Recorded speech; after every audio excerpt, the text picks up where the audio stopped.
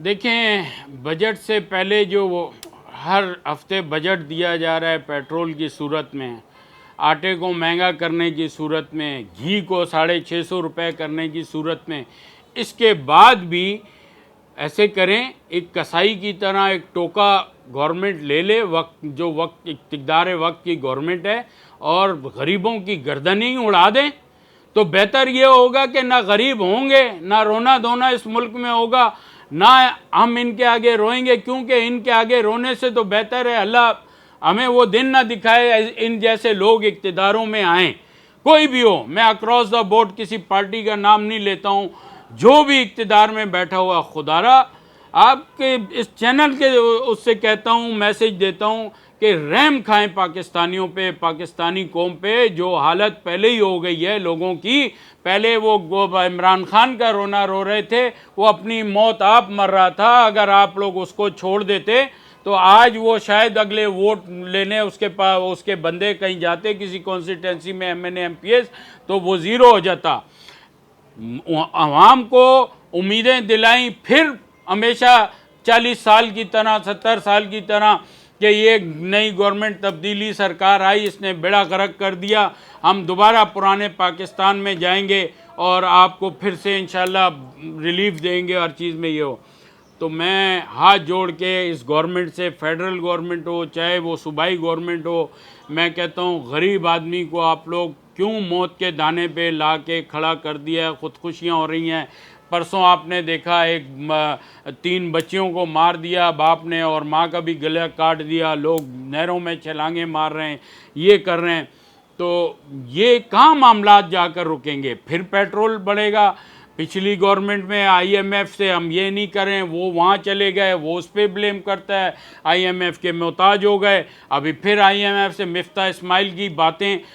भाई मैं ये कहना चाहता हूँ कि सारे एक हैं, हमें तो आम आवाम को जो अवेयरनेस नहीं रखती, हमें तो पता है अंदर क्या मामलात हैं, सब एक हैं। लेकिन जो मामलात आज से कुछ हफ्ते पहले मिफ्ता इस्माइल टोटली डिफरेंट बातें कर रहा था कि उन्होंने ये किया, IMF से पाकिस्तान को बेच दिया, गिरवी रख दिया, वो कर दिया, वो कर दिया, अब खुद वही काम करने चले, IMF के ईमा पर सारा कुछ कर रहे हैं और महंगाई कर रहे हैं।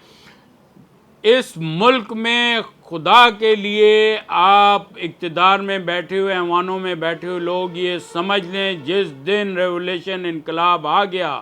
गरीब आदमी जाग गया है। ये मैं बता दूं, जाग गया है गरीब आदमी को। इस सोशल मीडिया ये जो है ना, ये इसमें दुनिया समाई हुई है, आप कुछ नहीं छुपा सकते। जिस दिन गरीब आदमी ने अपने हाथ उठा लिए या हाथ में हथियार उठा लिया और इनकलाब आ गया, तो इक़्तिदार में, ऐवानों में बैठे हुए लोगों के घरों से निकाल के उनको श्रीलंका की तरह उनके MNA MPS के कपड़े उतार कर रोडों पे जैसे तस्वीरें आ रही हैं, उस वक्त से डरें, उस वक्त से डरें। अवाम के उस जोश और वलवले और जज्बात से न खेलें। जब एक बंदा रात को डेली वेजेस पे काम करने वाला या सैलरी वाला घर जाता है, जिसके घर का चूल्हा नहीं जलता, वो ना इमरान खान को देखेगा, ना मौलाना फजलुर रहमान को देखेगा, ना किसी नून को देखेगा, शीन को देखेगा, PTI को, किसी को नहीं देखेगा। वो हाथ में उठाएगा हथियार और निकल जाएगा इनकलाब की तरफ। तो खुदारा इस तरह का बजट लाएं कि रिलीफ मिले। जो महंगाई आपने इन 2 हफ्तों 3 हफ्तों में कर दी है, आटे, चीनी और अपना घी में जो रोज़मर्रा हर गरीब की आंडी भी पकती है, उसको सस्ता ना किया गया। अगर मज़ीद ऐसा कोई पैकेज दिया गया तो आप तैयार हो जाएं, इस मुल्क में इनकलाब दूर नहीं है। फिर आप लोगों को घर से निकाल के और आप लोगों का एहतसाब आवाम करेगी इंशाअल्लाह ताला। देखिए मेरी बात सुने, मैं आपको ये बताता चलूँ कि जब चेक इन बैलेंस कहीं ना हो, फॉर एग्ज़ाम्पल अभी पेट्रोल महंगा हुआ, माजी में भी महंगा होता रहा है, या कोई ऐसी चीज़ होती है महंगी होती है, मिसाल के तौर पे 100 रुपये,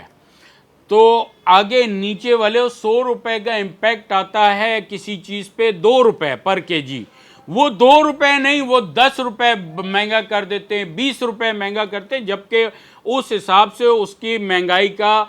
इम्पैक्ट इतना नहीं आता, उसका वज़न इतना नहीं बढ़ता, बर्डन इतना किरायों से नहीं बढ़ता। लेकिन बदकिस्मती ये चेक एंड बैलेंस नहीं है, इदारे अपना काम नहीं कर रहे, कंज्यूमर के इदारे, बैरो सप्लाई के इदारे, रेट फिक्स करने वाले इदारे, वो जाते हैं सिर्फ जब मीडिया जब क्रिटिसाइज करती है, कैमरा लेके निकलती है, लोगों के इंटरव्यू 2 दिन जाते हैं, तो वो डीसी निकलता है, वो हर गरीब आदमी का ना देखता है ना कुछ, चालान करके और बस अपनी एक फॉर्मेलिटीज़ पूरी करते हैं और चले जाते हैं। इसका रिलीफ यूँ मिलेगा कि भाई अगर पेट्रोल महंगा हुआ है तो आपका इदारा होगा कि इसका 30 रुपये पर लीटर महंगा हुआ है, तो इससे फ्रेट में या ये जो किराए हैं जो इंटीरियर से या पंजाब से कराची आते हैं या कराची से गुड्स जाती हैं पंजाब जाती हैं, तो इस पर कितना % आप होगा। अब यहाँ तो कोई लिमिट ही नहीं है, खुद साख्ता रेट तय किए जाते हैं, चाहे वो एक सब्जी वाले से, हमारे फ्रूट वाले से लेके, चाहे एक गुड्स कंपनी हो, चाहे एयर फ्रेट्स हो, और चाहे शिपमेंट हो, चाहे कोई भी हो। अच्छा, हाथ के जो कारीगर हैं उन तक का, यानी फॉर एग्जांपल नाई से लेके और हथौड़ी वाला, वो भी अपना महंगाई का और पेट्रोल का बहाना करके और वो भी अपना रेट अपने बढ़ा देता है। यानी कहने का मकसद ये है कि हर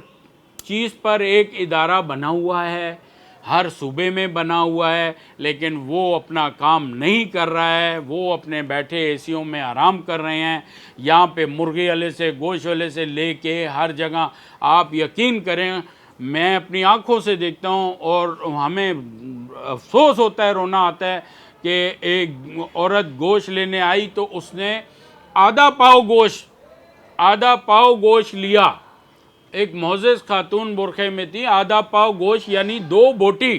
लाजमी उसके घर में 2-3 तो खाने वाले होंगे। तो खुदा का खौफ करे, गवर्नमेंट को कहता हूँ कि ये इदारे अपनी लड़ाई, अपने बंदर बांट, ये जो अभी बनी है गवर्नमेंट, ये गरीबों का आवाज़ अभी गरीबों का नारा कोई लगा के आई थी। ये तो इक़्तिदार में आई थी तो आटा, चीनी और घी एक ही इनका रोना था ना, महंगाई महंगाई महंगाई। खान ने तबाह कर दिया, खान ने स्टेट बैंक गिरवी रख दिया, IMF का ग़ुलाम बन गया। खान मेरा कोई मामू का बेटा नहीं है, या कोई भी मैं पार्टी से हट के बात करूँ, गरीब आदमी के लिए मैं किसी भी पार्टी, तो ये यानी मैं मुश्तरका PDM थी, ये तो ये गरीब आदमी के नारा लगा के आज इक़्तिदार में बैठी है ना। ये तो ये कह रही थी आटा कहाँ है, सख्त से बाहर हो गया, चीनी कहाँ है, सख्त से बाहर हो गई, घी। और इन्होंने तो दिनों में इतना महंगा कर दिया जो 3 साल में नहीं हुआ था। तो खुदा के लिए मैं फिर कहूँगा कि जब आम आदमी, जब फाका घर पे आ जाएगा, वो क्राइम भी करता है, वो जराइम भी करता है, और वो फिर अपने बच्चों का भूखे पेट के लिए जब देखता है तो उसको कोई इमरान खान या कोई भी पार्टी फिर नज़र नहीं आती, अपने बच्चे भूखे नज़र आते हैं, वो जुर्म की तरफ भी जाता है और दूसरे मामलात भी बहुत से करता है। लिहाजा उस वक्त से डरें। मैं साहिब इक़्तिदार लोगों से, अवानों में बैठे उनसे गुजारिश करूँगा कि खुदारा ऐसा बजट दें कि गरीब आदमी को रिलीफ मिले, ताकि वो आप लोगों को अप्रिशिएट करे कि चलें, ये गवर्नमेंट पुराना पाकिस्तान कहती थी, आई थी, इसने गरीब आदमी के लिए कुछ किया है। जी देखें, इसमें सबसे बड़ी बात तो ये है, ग्रोवर्स जो होता है वो एक गरीब आदमी होता है हमारा, और हमारे ट्रेडर्स के और जो अपना ज़मींदार हैं उनके बीच में मेन किरदार होता ही ग्रोवर्स का। ग्रोवर्स बेचारा धूप में दिन रात करके मरता है, अपने बच्चों को साथ लेके ज़मीन में जाता है, ना गर्मी ना सर्दी देखता है, वो फसल ग्रो करता है, एंड पे आके उसको उसकी मेहनत का सिला नहीं मिलता। उसकी वजह ही यही है कि डीज़ल की महंगाई, वो जब मुकाते पे ज़मीन का फ़ी एकड़ सौदा ज़मींदार से करता है, वो उसमें जब इन्वेस्टमेंट करता है तो वो डीज़ल इतना हाई रेट पे चला गया, और खाद की आए दिन जो बढ़ती हुई कीमतें हैं वो उसको लेनी मजबूरी हो जाती है, उसकी लेनी भी होती है, लेकिन वो मजबूरी से कीमतें उसकी उसको बिल्कुल वो अफोर्ड नहीं कर सकता, जिसकी वजह से वो भी पिसता है और इसका इम्पैक्ट हम तक आता है और हमारी तरफ से महंगाई की वजह से एक गरीब आदमी की तरफ जाता है। तो ये एक चेन बनी हुई है। लिहाजा मेरी ये गुजारिश होगी कि ख़ास कर ज़मींदारों को, जो ग्रोअर्स हैं छोटे, उनको अपना इसमें सब्सिडी दी जाए। खाद पर ख़ास कर, खाद वो अभी फिर महंगी हो गई है, टीवी में आ रहा था, तो खाद पे सब्सिडी दी जाए। इसी तरह ये जो किराए हैं, किराए फ्रेट्स हैं, हम जो एक्सपोर्ट कर रही हैं फ्रेट्स हैं, इनमें सब्सिडी दी जाए ताकि हम एक्सपोर्ट कर सकें। फ्रेट इतना हाई हो गया है कि हम जहाँ हमने लाखों टन करना था वहाँ हज़ारों टन करेंगे, जहाँ बायर हम सैकड़ों टन करते थे तो वहाँ पे कुछ टन करेंगे। तो इससे असर जाके पड़ेगा पाकिस्तान की इकॉनमी पे, रेवेन्यू पे। तो लिहाजा ये गवर्नमेंट से अपील करते हैं कि आप सब्सिडाइज करें, ग्रोवर्स को भी करें, और कुछ ऐसे हमारे जो ट्रेडर्स हैं और फ्रेट्स हैं, ख़ासकर शिपमेंट वालों को, उनको आप सब्सिडी दें। जो एक्सपोर्ट होता है उस पर हमें रिटर्न करें सब्सिडी, जैसे पास्ट गवर्नमेंट में दी जाती थी, ताकि हमारा अपना ज़्यादा से ज़्यादा इंपोर्ट का इरादा बने, हमें कुछ रिलीफ मिले जिसकी वजह से इंपोर्ट बढ़े और पाकिस्तान को तरक्की मिले।